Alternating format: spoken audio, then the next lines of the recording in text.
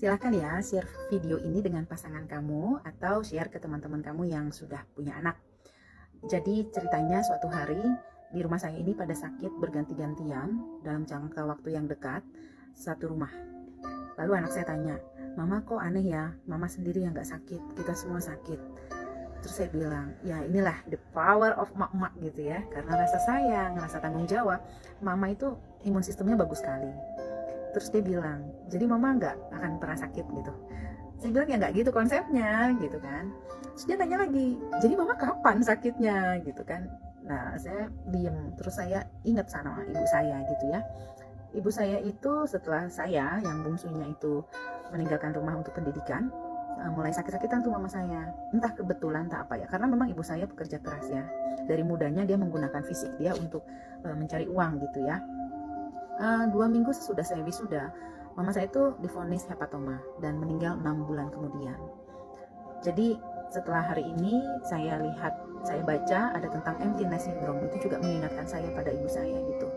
Karena ibu saya itu ibu rumah tangga yang sangat-sangat detail mengurus anak-anaknya. Jadi kebayang ya ketika objek yang diurusin sudah tidak ada, itu bagaimana rasanya. Karena kita tahu sesuatu yang kita lakukan berulang-ulang itu menjadi kebiasaan. Kebayang ya, bangun pagi, masak, beberes, cerewet gitu ya, cerewet, khawatir, belasan puluhan tahun, terus tiba-tiba tidak bisa melakukan itu lagi. Lalu bagaimana rasanya?